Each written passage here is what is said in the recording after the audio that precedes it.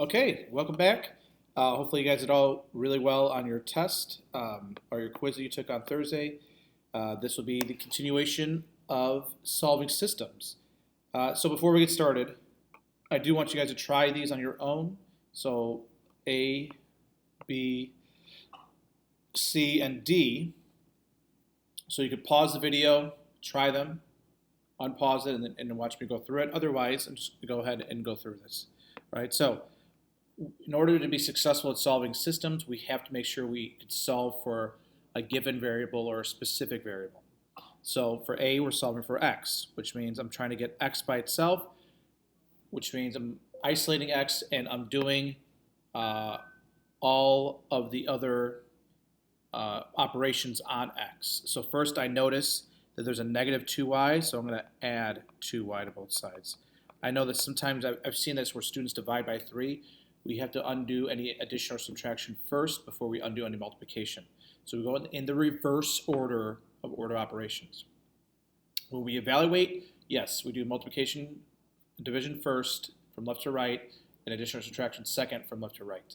But when we're solving, solving is like undoing, we go in the reverse order. We undo any addition or subtraction, then we undo any multiplication or division. So first, we're going to undo this addition by adding 2y to both sides. So now we have 3x is equal to 2y plus 27. And now we undo the multiplication, 3 times x, by dividing every term by 3. So now we have x is equal to 2/3 y plus 9. Okay, same thing here for b.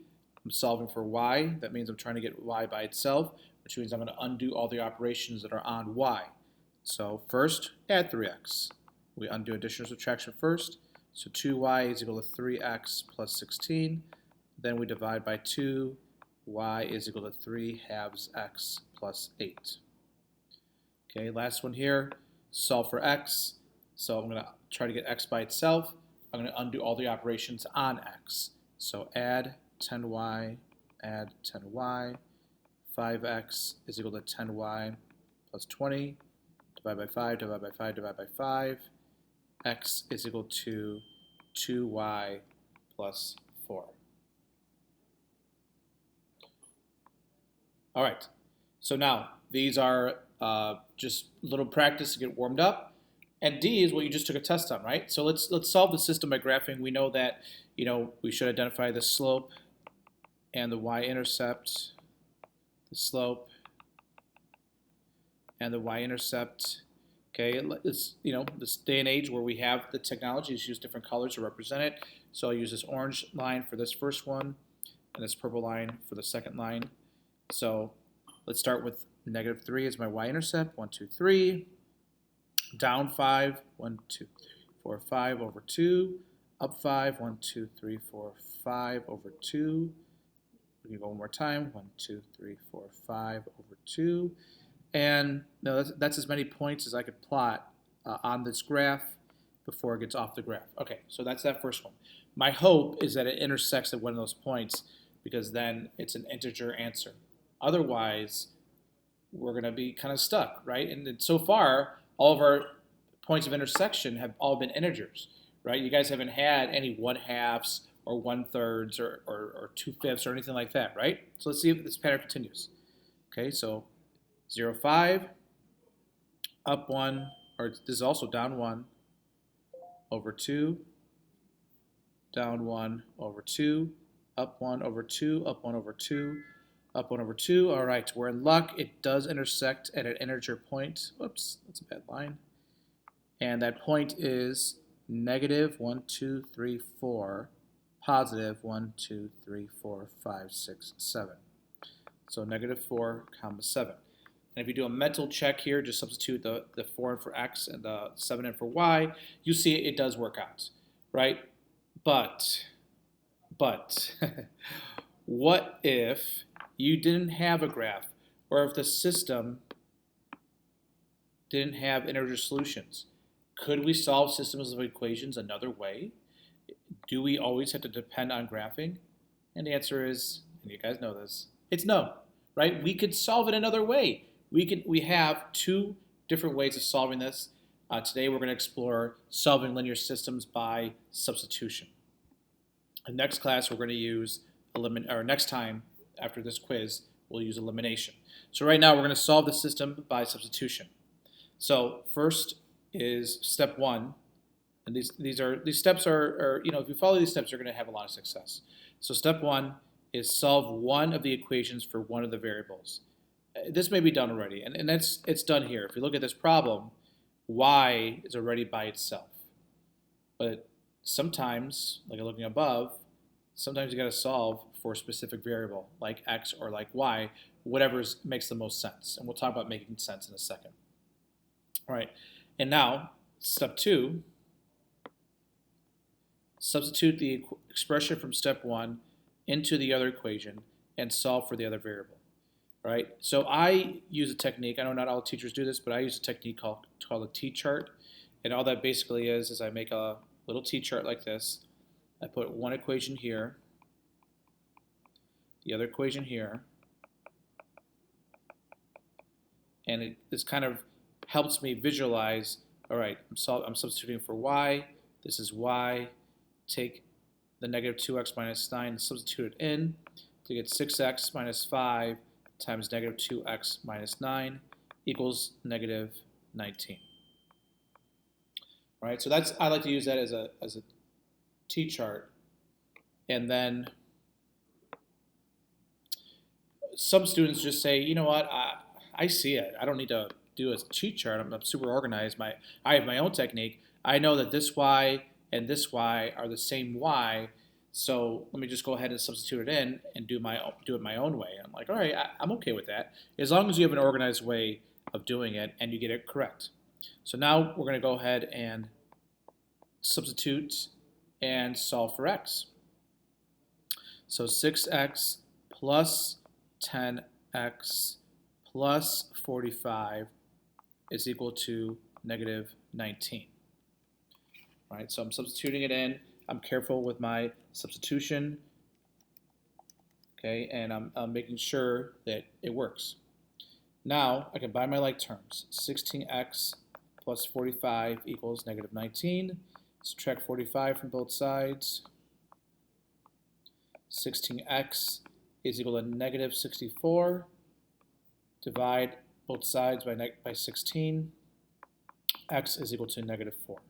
Okay, and you would see that same thing down here. X is equal to negative 4. So now this goes on to the last step here. Step 3. Substitute the value from step 2 into one of the original equations and solve for the remaining variable. You have to use the original equation because if you use a modified one and you made a mistake, then your answer is not going to be right. So we know that x is equal to negative 4, so I'm going to substitute negative 4 in for x. I put it into this top one. You could put it into the bottom equation, but it made sense because y is already by itself. So now y is equal to positive 8 minus 9. Y is equal to negative 1. All right? And now, I guess I should have written a step 4. Okay, write the answer as ordered pair and check. You could do a mental check if it pains you to rewrite it again. All right, so the ordered pair would be negative 4, negative 1, and then I'm going to check by substituting this in for x and y and seeing if it works for both.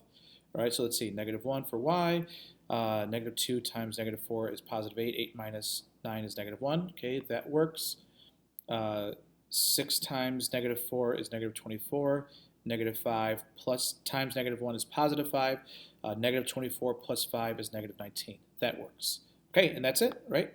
This tells me that it works, right? And that's what substitution is in a nutshell. Sometimes you'll have to solve for x or y, sometimes it's given to us, right? So now, let's look at number 1 here. Okay, you guys are going to try this on your own. Let's do one more together, and then I do seriously want you guys to try B and C on your own. So solve by substitution. Okay. Looking at A, you really can't go wrong. You could solve for Y, I guess. It just seems like a lot more work. But it seems to me solving for x in either one of those is a good plan, right? So you just need to decide, right? You decide what route you're going to go. So let's solve for x in this first one. Okay, so x plus 3y is equal to negative 7. Subtract 3y, subtract 3y. X is equal to negative 3y minus 7. Okay, so now this is like the big leap. We have to come to an understanding that this x is the same as this x. And if these are the same x's, that means that negative 3y minus 7 can be substituted into this x. So I'll do a t-chart this time.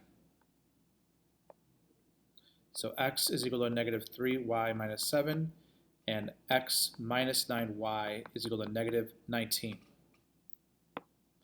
So remember, this x and this x are the same. And if this x equals negative 3y minus 7, that means that this x is also negative 3y minus 7. So negative 3y minus 7 minus 9y is equal to negative 19. Okay, now there's only one variable, so hopefully it makes sense to you guys that we're solving for y now. So I'm going to combine my like terms. Negative 12y minus 7 is equal to negative 19. Negative 12y, I'm going to add 7 to both sides, is equal to negative 12. Divide both sides by negative 12. Y is equal to positive 1. Okay, and now I'm going to take this positive 1 and I'm going to substitute it into the original equation, or the first equation here, okay, and solve for the remaining variable. So x is equal to negative 3y minus 7. X is equal to negative 3 times 1 minus 7. X is equal to negative 3 minus 7. X is equal to negative 10. And before I pat myself on the back and solidify my answer, let's check. All right, let's make sure this works. All right, so negative 10 plus 3 times 1, so negative 10 plus 3 is negative 7, that works. Negative 10 minus 9 times 1, so negative 10 minus 9 is negative 19, that works. So yes, it's official. This is my answer. Okay, so let's take a look at B. So I want you guys to try B and C on your own, so pause the video, try it, and then come back and check. All right, so pause, hit the pause button, do it. Okay.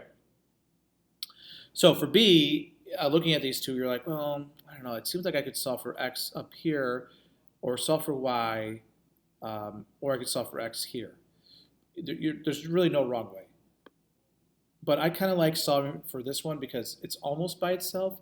I just got to divide everything by negative 1.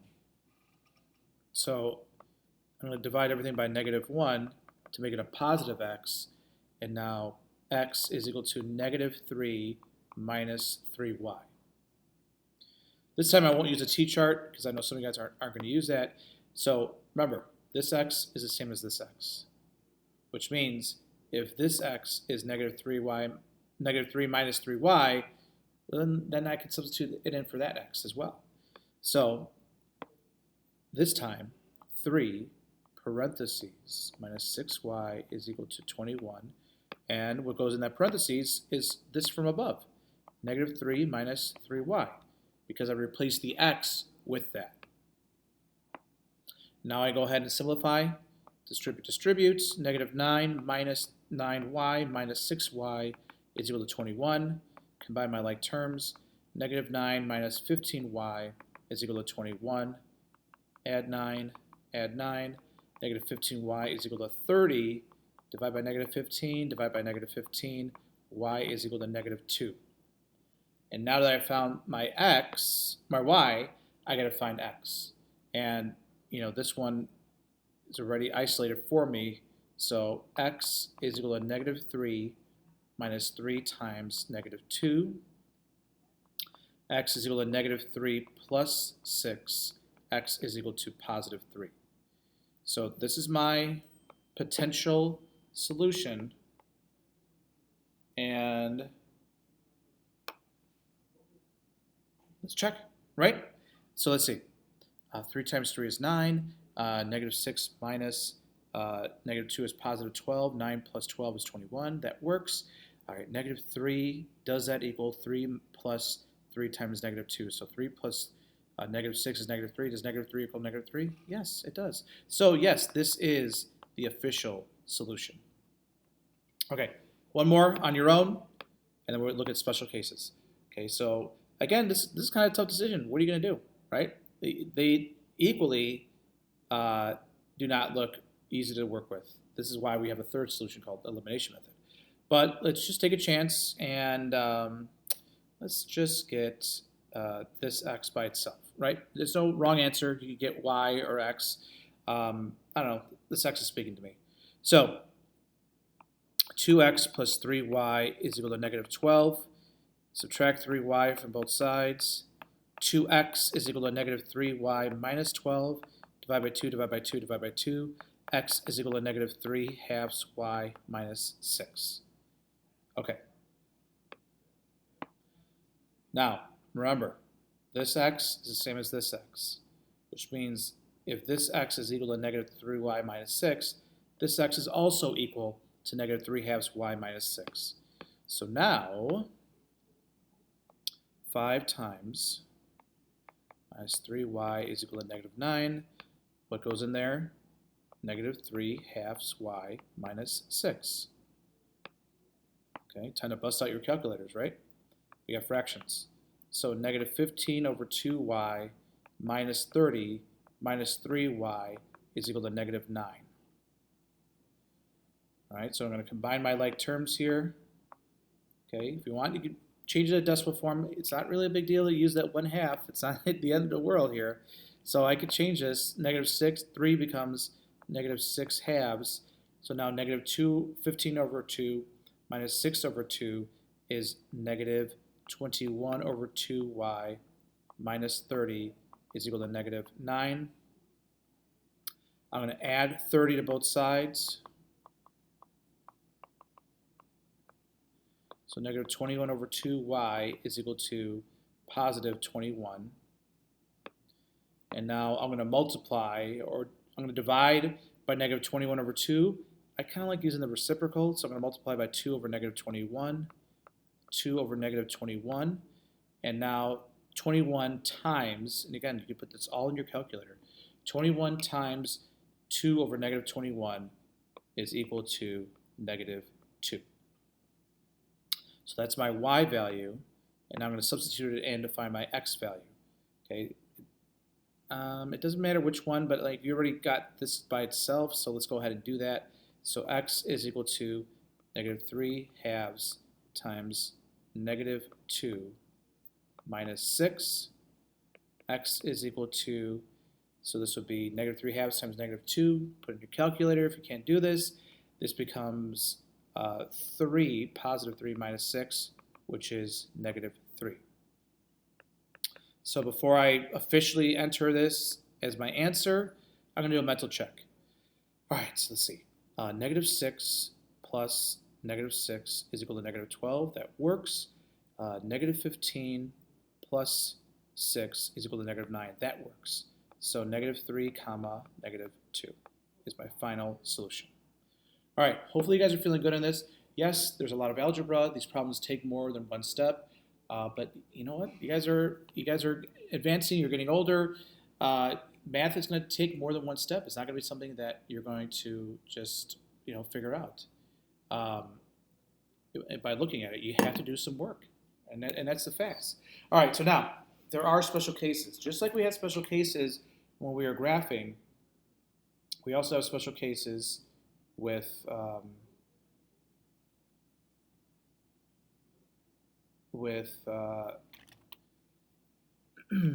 with substitution and elimination when we get to that. All right, so solve by substitution and pay attention to what happens to the variables. So y is already isolated. Great. So let's go ahead and remember this y is the same as this y. So 2x plus 1 equals 2x minus 5. Okay, I have variables on both sides. So let me go ahead and subtract 2x from both sides. This is where if you make a mistake, it's going to really hurt. 2x minus 2x is 0. Don't put 0x and definitely don't put 1x. Okay, it's eliminated, right? They're opposites. So now I have 1 equals negative 5. Is this a true statement or a false statement? Does 1 equal negative 5? Never, right? It'll never equal negative 5. So when we get something like this, so we have no variables and a nonsense answer,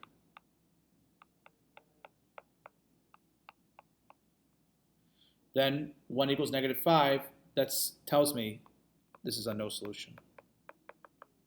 Now, some of you guys who are more clever than me might have looked at this and said, Mr. Basso, I already know it's no solution because the lines are parallel, right? And that's great that you make that observation, but please just show me the work here so you can verify your answer.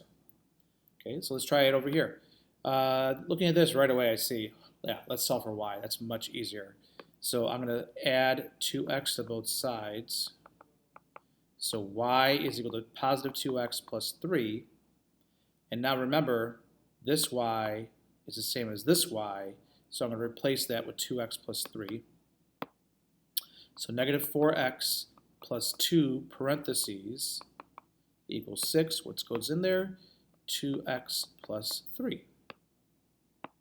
So negative 4x plus 6 is equal to 6.